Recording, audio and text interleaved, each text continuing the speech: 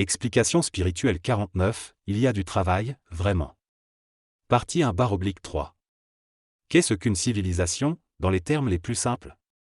C'est l'ensemble des connaissances techniques et des capacités techniques dont dispose une race intelligente pour gérer un certain nombre de domaines de base. Il existe bel et bien des domaines de base, qui sont intrinsèquement plus importants que le reste des domaines dans la vie d'une race intelligente.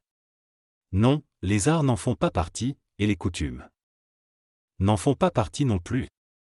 Que faut-il entendre par coutume? C'est par exemple la manière de traiter et d'enterrer les morts, si déjà on les enterre.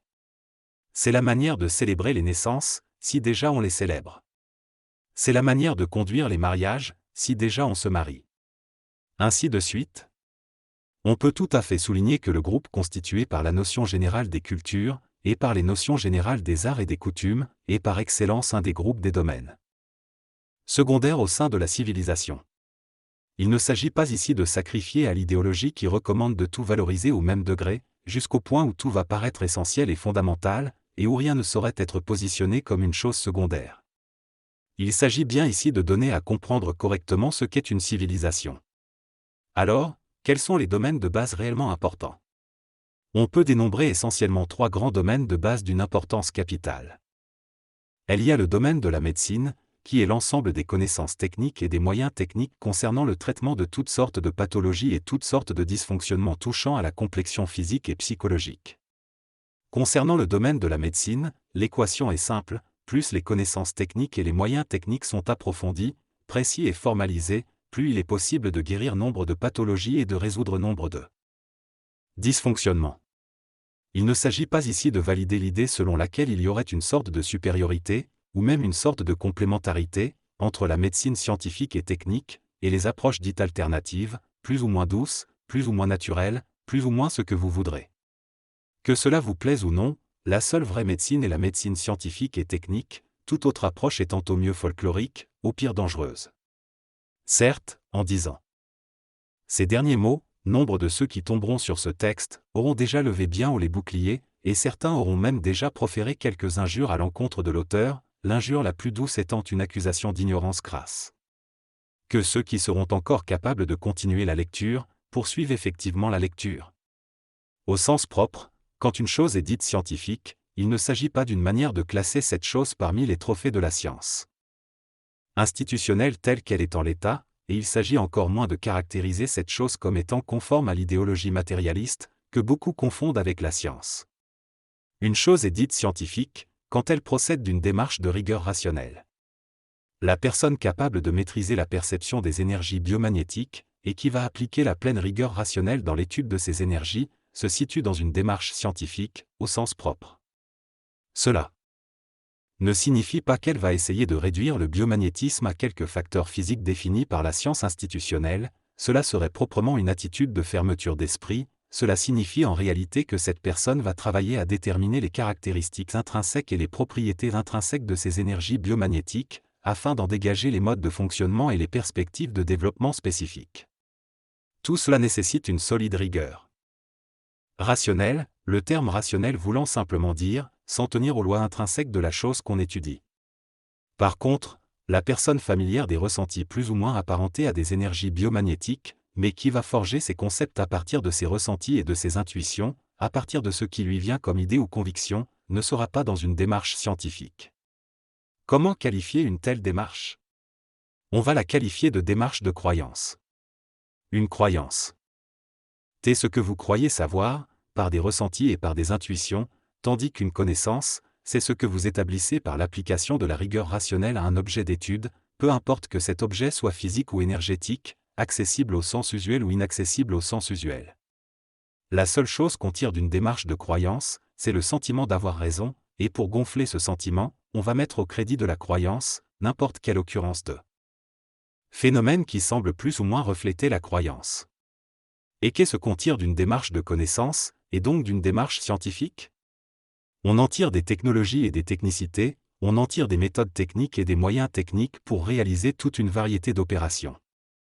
Dans le domaine des choses subtiles, on peut en tirer par exemple des techniques efficaces pour provoquer des sorties hors du corps, ou des techniques efficaces pour développer le magnétisme curatif, ou des techniques efficaces pour stimuler en soi des processus de guérison.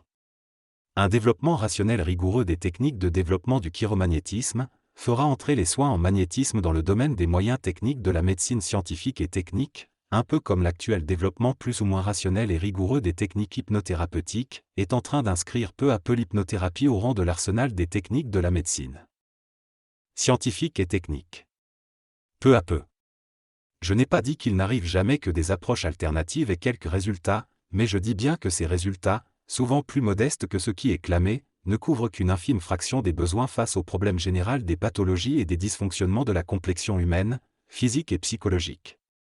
Les médicaments de laboratoire, les injections, les traitements chimiques, les traitements par rayons, les traitements par laser, les opérations chirurgicales, les prothèses, les plâtres, etc., sont naturellement et généralement des outils de traitement plus efficaces que les approches alternatives, douces, naturelles, etc., et c'est tout à fait normal, la démarche scientifique est d'une efficacité nettement supérieure à la démarche de croyance.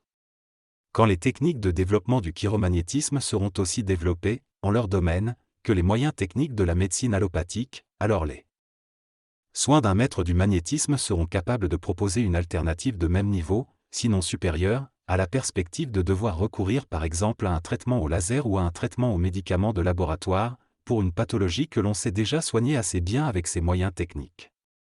Le maître du magnétisme aura alors sa place sociale officielle au même niveau que les médecins spécialisés, au même niveau, sinon à un niveau supérieur, et les soins par magnétisme feront partie de l'arsenal des moyens techniques de la grande médecine scientifique et technique. Qu'est-ce que le domaine de la médecine au sein d'une civilisation ? C'est la capacité de cette civilisation à guérir les pathologies et à corriger les dysfonctionnements, c'est le niveau des moyens techniques dont cette civilisation dispose pour traiter le problème des pathologies et des dysfonctionnements. Quand on s'intéresse au niveau de la médecine scientifique et technique dont dispose la race humaine terrestre, force est de constater qu'il y a encore beaucoup de progrès à faire. Non seulement, pour les quelques pathologies et les quelques dysfonctionnements que la médecine terrestre sait déjà traiter, il est nécessaire d'atténuer de beaucoup les phases douloureuses et les effets secondaires de nombre de traitements, mais en plus, il y a encore nombre de pathologies et nombre de dysfonctionnements que la médecine terrestre ne sait pas encore traiter, ne sait même pas encore commencer à traiter.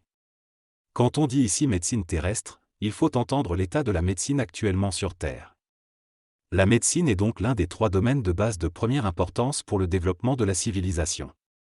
Les hommes d'élite, les hommes et les femmes d'élite, les hommes d'élite sont des hommes ayant atteint le niveau de conscience qui leur permet de s'investir sérieusement dans le travail de développement de la civilisation. Qu'est-ce qu'un niveau de conscience ? C'est essentiellement le niveau de force psychologique. On peut définir 4 grands niveaux de conscience, séparés d'un certain nombre de gradients intermédiaires. Il y a le niveau de conscience mineure. À ce niveau, l'individu est encore dépassé par ses propres émotions négatives et ses propres sentiments négatifs, et l'essentiel de sa démarche au sein de la vie consiste à essayer de trouver du plaisir simple et à gérer ses négativités d'émotions et de sentiments, lesquels négativité gauchissent ses raisonnements et le disposent très souvent en dynamique d'opposition et de lutte contre tout ce qui le dépasse, ou alors en dynamique de soumission et d'inféodation envers tout ce qui le dépasse et qui présente des atours plus ou moins rassurants. Il y a le niveau de conscience médian. À ce niveau, l'individu tient tête à ses propres émotions négatives et à ses propres sentiments négatifs, et il dispose de suffisamment d'énergie mentale pour faire 2 choses. Le plaisir de manière plus sophistiquée et donc moins immédiate, et consentir aux efforts nécessaires pour apprivoiser des compétences consistantes lui permettant un confort différé mais qui sera plus stable et plus durable. Autant il est très rare de trouver un individu de conscience mineure détenteur de compétences consistantes dans quelques domaines consistants, autant il est relativement courant de trouver des individus de conscience médiane, détenteurs de compétences consistantes dans nombre de domaines consistants. Il y a le niveau de conscience majeure. À ce niveau, l'individu a vaincu ses sentiments négatifs, cela signifie qu'il n'en a plus, non pas qu'il essaie de faire croire qu'il n'en a plus, mais véritablement, il est fondamentalement optimiste et progressiste pour ce qui est de la matière de ses sentiments profonds, et ces sentiments profonds ne portent plus sur des personnes ou des groupes de personnes, ils portent directement sur la grande dynamique de la vie. Il dispose de suffisamment d'énergie mentale, de force mentale, devrait-on dire, pour faire 2 choses, maintenir au fond de ses sentiments, une dynamique de fond de contentement intérieur, et s'investir sérieusement dans quelque quête fondamentale. là où les hommes de conscience mineure seront essentiellement occupés à lutter pour essayer d'être un peu heureux dans la vie, avec au final très peu d'armes sociales et très peu de force psychologique, là où les rêves des hommes de conscience mineure vont à peu près se limiter à chercher à gagner correctement sa vie, à chercher à être heureux dans une relation, à chercher à se faire accepter des autres, à chercher à se faire aimer des autres, là où les hommes de conscience mineure seront ainsi déterminés, les hommes de conscience médiane auront en général déjà réussi, en arrivant à l'âge adulte, à se construire une vie relativement confortable, et ils rêveront en général de conquérir le haut de l'affiche dans tel ou tel domaine au sein duquel ils auront quelques compétences consistantes. Ils rêvent de devenir général d'armée, directeur général, président de quelque institution, secrétaire d'État, ministre, célébrité, champion, star, multimillionnaire. Les hommes de conscience majeure auront aussi été, en général, capables de se construire une vie confortable, mais ils se retrouveront dans des projets d'approfondissement de très haut niveau dans quelques domaines importants, en train d'approfondir les connaissances ou de repousser les limites des compétences. Ce qui importera vraiment à un homme de conscience majeure, ce sera par exemple de pousser sans cesse plus loin ses compétences de pianiste, ou ses compétences de mathématicien, ou ses capacités de magnétisme, non pas pour simplement se surpasser lui-même, mais bien pour briser le mur des limites de l'espèce, telles que ces limites sont inscrites en lui. L'homme de conscience mineure vit dans la recherche du plaisir simple, et c'est le vrai sujet principal de sa vie. L'homme de conscience médiane essaie d'atteindre la grandeur mondaine, tandis que l'homme de conscience majeure est dans la quête de dépasser des limites humaines dans quelques domaines consistants, limites de connaissances, limites de compétences, limites de capacités. Les hommes d'élite sont normalement des hommes de conscience majeure, et ce sont eux qui doivent s'investir dans l'un ou l'autre des trois domaines de base de la civilisation, afin de faire progresser la civilisation dans l'un ou l'autre de ces trois domaines. Depuis le chercheur en cancérologie qui cherche à approfondir les connaissances et à développer des traitements toujours plus efficaces, jusqu'au praticien en magnétisme qui cherche à approfondir sans cesse ses connaissances et à sublimer sans cesse ses capacités, les hommes d'élite qui s'intéressent aux problèmes du traitement des pathologies et des dysfonctionnements, doivent consentir des efforts surhumains pour faire avancer la civilisation dans ce domaine, et vraiment il y a encore beaucoup de travail, beaucoup. Sensei Cyril Ndangasu.